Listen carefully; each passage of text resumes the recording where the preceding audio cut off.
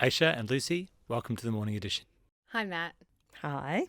Now, this is a remarkable story. I've been rereading it in recent days, and it's blood-boilingly good, and we'll get through all of that. But to start with, can you tell us how you pulled this project together? Because this is one of the most ambitious data investigations we've ever done. And as far as auctions go, the public have never seen figures like this. Yes, this investigation has been more than a year in the making and involved countless hours of work from reporters in Melbourne and Sydney, in particular one of our data journalists, Nigel Gladstone. The project sounds simple. What we wanted to do is essentially take the advertised price of properties given as they're put up to auction and compare that with what they actually sell for. So essentially the project was aimed at testing how accurate these price guides are that are given to buyers. So it sounds simple, but it wasn't. We couldn't get this information from the government or anyone else, so we set about working about how to collect this data ourselves. After an enormous amount of work by Nigel collating and unpicking the data, the result in the end was a database of 36,000 property sales in Melbourne and Sydney. And what we discovered was quite an extraordinary level of misinformation faced by buyers. Yes, it really is remarkable, and we should shout out to Nigel, who has put in an enormous amount of work Absolutely. building a scraping bot and validating thousands and thousands and thousands of lines of data. And before we get stuck into all of those numbers, I think we should also just set the frame for our listeners here about what the rules are around auctions, around selling a home, because it sets the frame for what we say is wrong and how it might be fixed. And they're also a little different in the different states. So we might go to you, Lucy, to give us a bit of a run through. Look, quite simply, the rules are really complicated, actually. In Sydney, they're governed by the Property and Stock Agents Act and Australian consumer law. Basically, agents have to provide an estimated selling price when they enter an agency agreement, and that can either be a single figure or a 10% range. Now, that guide can change, obviously. If there's a surprise termite infestation discovered by a pest and building inspection, that could lower the guide, or a higher offer made in writing means that the guide might raise to meet it. That said, agents are not even required to disclose a selling price to potential buyers. Then there's the whole matter of the reserve price. That is set by the seller, not the agent, and it's at this point that things can get a little tricky. The agent and buyers, for example, might be operating at one level, and meanwhile the seller has a figure in mind that is in a wholly different market. That's how you get the sort of situations where buyers turn up to compete at auction at one level, say 1 million to 1.1, and despite a good bit of bidding, the property is passed in despite reaching heights well above that because the vendor reserve is at, say, 1.3. To complicate things even further, in New South Wales, the agent's guide doesn't have to reflect the price hopes of the seller. But according to Australian consumer law, if the seller has firm ideas on price and makes that known to the agent, insisting that they won't accept anything less than a certain figure, then the agent must reflect the seller's price hopes in the marketing. I spoke to the department in Sydney about that this morning, and they made clear to me that agents don't have to take on the listing if the seller's price hopes are considered unreasonable. I've got to say, the last point will be unknown to many agents in Sydney, so if they're confused by the laws, is it any wonders that buyers en masse are as well? Things are largely the same in Victoria. The difference is that agents are legally required to give that estimated selling price to buyers. And like in New South Wales, the reserve doesn't necessarily have to be the same as the guide because vendors can just hold off until the day of the auction to set one. Well, it does sound complicated. And at face value, it sounds like there are a lot of rules. But as we'll see, those rules perhaps don't mean all that much when you have people gathered on the side of a road or, clustered in a lounge room with all the hopes in the world and standing in front of an auctioneer. So what happens, what actually plays out on auction day, Ash? Yeah, so it probably won't surprise many of our listeners to hear that it's common for properties to sell way over the price guide given to buyers. So in Melbourne, we discovered it's actually more likely for a home to sell above the top estimate, so above the top estimate given to buyers, than within the range. And in fact, more than half of the homes we looked at sold above the top estimate. I think if I can just interrupt you, that's a really key point, isn't it? So if they're given a range of two numbers, half the time the property was above the top number that people were expecting rocking up on the day. Yeah. All right. And what's the story in Sydney? Yeah, the situation is a tiny bit different because agents there typically just give a single figure guide rather than a range. But we were generous and we gave them about 10% wriggle room in Sydney. And we found that about half of homes were still selling above that 10% guide. So in dollar terms, the average buyer in Sydney has to budget a whopping $160,000 more than the advertised price. And I don't know about you guys, but I don't have I don't have $160,000 just sitting there to play with. So I guess it means if you're in the market in Sydney, it really will make sense to look for homes that are listed for, quite well below what you can actually afford. And I suppose there's a few reasons why properties might go well, right? We have seen that. We've heard of runaway auctions where the auctioneer's getting excited and they're waving the gavel around and things are really smoking and everyone hugs in the champagne. All right, so couldn't this just be a symptom of there's just a lot of demand for a property or that there's heat in an auction? What do you think, Lizzie? Yeah, look, it could. And certainly that's what you'd expect to see in a booming market and in a one-off instance of buyer demand outstripping all reasonable dollar value. But what our research found is that it's happening on an industrial scale and it's happening at a time when median property values are barely, if at all, keeping up with inflation. More specifically, values in Melbourne fell slightly in the 18 months that we've been diving into the data. And in Sydney, median values rose a modest 3.4% in the year to March.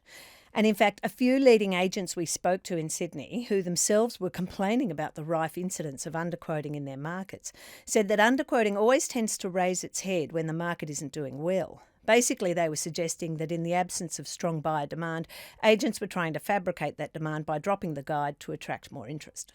That's a really good point because that goes to why would it be in an agent's interest to underquote? What's in it for them to mislead the marketplace? Yeah, absolutely. And when I started this investigation, I was kind of a bit confused by that. Why do agents underquote? Like, I'm a bit of a window shopper and I know when it comes to property, and I know when I'm looking for properties, I tend to gravitate towards, the maximum I can afford. So if I go to an auction and it goes above, it doesn't matter how much I love the property, I'm not going to get it. But what I learned is people like me might actually be sort of like the kindling when it comes to an auction fire. So we might go to an auction and put in those early bids before the auction really heats up and the real buyers come forward. But if those lower budget buyers like me aren't there, you might see a scenario where you have a buyer or two, a genuine buyer or two, just kind of standing around looking at each other, and the auction doesn't heat up. So even though it turns out that we can't afford a property and we've wasted our time, essentially, we serve a purpose. Is there something too, Lucy, in the idea that agents just want to be able to show vendors a crowd? You look at all the buyers that we've brought in here. Absolutely. And when you get, 3 or 4 registered bidders, there is also a sense that they compete to each other, that they see other people competing for a property, and that helps them to get into the move of it, and they're more keen on bidding properly. It encourages them to raise their bids. But from an agent's point of view, auctions are the easiest way and the most timely way to sell a property. There's a set time frame. And as they say, there's nothing better to sort of let your seller know what the value is of your house than a apparently transparent auction process to sort of showcase it. So, it's a win-win situation for the agent, makes their job a lot easier. And I must say, I have rocked up to so many countless auctions over the decades and I love the theatre. I mean, there's nothing more outrageous than watching, what seems to me ridiculous amounts of money being thrown at, shelter. All right, that's the big picture. I think we've set that up.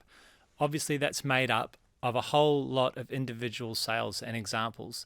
And I think that when readers see the graphics in our stories and you see all the dots above the line where the top of the sale is, everyone will understand what you describe as industrial scale schemery going on here. But look, let's zoom in. I'd love to hear about a couple of the worst examples you've come across in your travels. Aisha, why don't you go first? Yeah, it's an interesting question because the worst cases aren't necessarily going to be the houses that, sell for $1 million above the guide, although we did actually see quite a few of those cases. So, for example, if you're a first home buyer, you're working with a budget of $600,000, you want to buy a unit, you're not going to have that extra $100,000 to spare if a property is underquoted. And in the meantime, you've spent $1,000 from money that you should be using for your deposit, paying for a building inspection, getting the contract review, and then you rock up to the auction and, you're out of the running in the first bid. People also tend to be rightly annoyed when the guide they're given is different to the vendor's reserve. So we saw a case recently in Melbourne where the bidders started almost revolting and heckling the auctioneer. Are we on the market yet? Sorry? Are we on the market yet? I haven't said that we're on the market, no. Got to keep asking because just in case you forget. No, fair enough. I won't forget. Okay. It's my job. Yep, I'll let you know. Because the guide for the house was $850 to $890, so that's in thousands, of course. But the auction bidding reached almost $100,000 above the top end of the guide. First call at $986,000. Don't worry about it. Second call at $986,000. Third final call. We pass the property in at this stage. Need to know. I'm going to break, take a moment, get some instructions from our owner. So yeah, that's just a scenario that really ticks people off. What about you, Lucy? Yeah, my favourite, for want of a better word, obviously, is one in Alexandria earlier this year. This was a 3-bedroom renovated house on one of those prized tree-lined cul-de-sacs that locals always love. You had a street full of viewers, there were 14 registered bidders, a guide of 2.3, everyone turned up to watch, even a Herald photographer, of course, The reserve ended up being 2.7. That was already way above the 10% buffer. But then 2 bidders did what every seller wishes for, and they pushed the price up to $3.17 million. Once at $3,170,000. Twice. Third. Final. Highest bidder buys it at $3,170,000. Final opportunity before we sell it. Bidding. Sold. Congratulations. So almost $1 million and 40% higher than the guide. Great news for the seller, sure, because it set a street record and was a great windfall for them. But, not so great for all the bidders who might have spent good money researching the feasibility of the purchase, only to be outpriced long before it even hit the reserve. Of course, there are reasons that can happen, right? And this is littered through your reporting. Agents will talk about in a particular case, there were particular examples, it was a surprise, the vendor had a higher reserve that they didn't know about. So there's a whole bunch of reasons that things can happen that don't necessarily satisfy all of the criteria for meeting the actual offence of underquoting. But that said, there were some agencies that tend to keep cropping up in the data, and I know you've crunched that. I might stick with you, Lucy. Were there some particular agencies that seem to have the higher ratios on the data we were looking at? There were more sort of offices that are part of the major franchises, if you know what I mean. And some of those major real estate franchises, we went to the head office to, ask for a sort of please explain. And they were all asked for comment about this and some of the specific sales that we bring attention to. They all denied underquoting was an issue in their network, but they did so in various ways to reiterate that auctions are by their nature designed to create competition. And that is true. Likewise, the prices at auction only go up, right? We're not bidding downwards. But they also said outlier sales are a result of unexpectedly high buyer interest and other unpredictable circumstances in a volatile marketplace. That's true, but they also acknowledged that they were also introducing more compliance and training measures, and they too called for more transparency in real estate pricing for the sake of buyers and sellers. One agent who was responding to us by way of legal correspondence, given claims against his agency, actually outlined in his defence that his estimated selling price is often based on other underquoted properties currently for sale in his market, rather than what they had actually already sold for. He said if an agent locally lists a house with a lower guide to attract attention, he's forced to factor that into his pricing to stay competitive. So the underquoting is driving the underquoting downwards. Exactly. Goodness me. That is quite remarkable. All right, what about in Melbourne, Aisha? Yeah, as we mentioned earlier, on average, half of the homes in the city are selling above that top end of the guide. But there were particular agents, and as Lucy said, particular officers generally, that we found were doing this more commonly. So instead of selling over 50% of their homes above the guide, they were selling more than 80% of their homes above the guide, or more than 90% of their homes above the guide. So look, having seen that and seen all the numbers that you've seen, have you come to some sort of idea about how this culture, this absolute habitual practice of underquoting has developed? Yeah, certainly our research seems to indicate that there's a level of contagion in terms of underquoting in areas. So we see these pockets in Sydney where it's rife. And those are the areas where agents are having to underquote to be competitive. And certainly parts of Sydney's western suburbs and inner west stand out in this respect. But equally, Matt, I've got to say, you also get areas like Mossman on the lower North Shore where it's almost non-existent. Agents there who spoke said that over the years, agents have come in and started underquoting. But because the local market is heavily reliant on return business, they only get away with it for about 6 months or a year. After that, their business model drives up. And because locals talk and won't stand for it, they close up and move on, which sounds so Mossman, really. All right, well, look, there are rules. There are supposed to be fines. We have a task force down here. But in reality, is anyone policing what's going on here to protect both vendors, to be honest, and the buyers?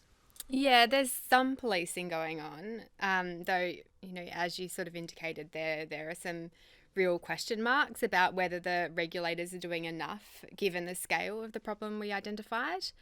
So in New South Wales, it's Fair Trading, who over the past 2 years have issued 137 fines for underquoting breaches. But those fines just average about $2,200 each. And you have to remember that in Sydney, an average commission for an agent is going to be something like $20,000 or $40,000. So it's really just a drop in the ocean. In Victoria, the regulator is Consumer Affairs, and in the past financial year, they have doled out 48 fines, averaging about $12,000. But one thing that stood out to me is that they attended just 92 auctions last year, which is less than 2 a week. So it's not, unusual for more than 1,000 auctions to take place each Saturday in Melbourne. So when the government says they're cracking down on underquoting, you really have to question whether that's kind of proven in that data. Both regulators have taken a handful of cases to court, but honestly, we heard from those in the industry in both Victoria and New South Wales that Fair Trading and Consumer Affairs were considered to be toothless tigers, and they really weren't feared by the agents. Okay, I think one of the telling things that comes through is that whilst agents seem to be willing to defend particular auctions or particular properties, no one is defending the system at all. Everyone says, oh no, the system is terrible. That property, look, there were reasons, but the system is bad. It needs to be fixed. And there are some ideas that are floating around on that. What do you think needs to happen? How would we improve this? Where do we start? It is a terrible mess. Yeah, it is. I was having this chat actually a day or so ago with a fairly high-profile selling agent in Sydney and a buyer's agent. And as the three of us were discussing this topic, within about 5 minutes of sort of debating it, they both agreed there needs to be a major overhaul of the system in Sydney. A decade ago, there were new rules rolled out, and a lot was made of it at the time. I was writing about property at the time. But effectively, all it changed was the wording that agents brought to their guides. It clearly did nothing about their actual pricing. And to be fair, Fair Trading have been busy in recent months. They've told me so, but agents have also been ringing me regularly to report a Fair Trading spot inspection, usually quite welcome. One guy told me he opened the door to them and asked where they'd been for the last few years. And last year, Fair Trading convened a couple of roundtable discussions with industry leaders to discuss options, but nothing has come of that yet. We'll have to watch this space. Yeah, and it's a similar story in Melbourne. I think everyone in the industry agrees that, again, change is needed despite the new laws that came in also a decade ago. And even if the government kind of wants to ignore the issue.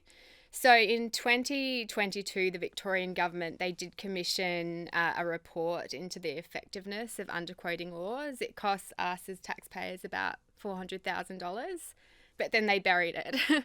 We've tried to get it through FOI and we haven't been successful. And as recently as the last couple of weeks, we went to the government and they, wouldn't explain why they wouldn't release it. I spoke to the president of the Real Estate Institute of Victoria, Jacob Kane, recently, and he's among those calling for the Victorian government to release that report. He said the current rules and regulations in place in Victoria are the best version we've ever had, but he still thinks that there's appetite for change. He said as long as we continue to have questions asked about price quoting and implications and reports that there's unethical or illegal practice, then we haven't got where we need to be. That's right, because we've had crackdowns, we've had reports, we've had reviews, we've had all sorts of buzzwords that governments love to use. I think that everybody's ready for actually some action on this, I think.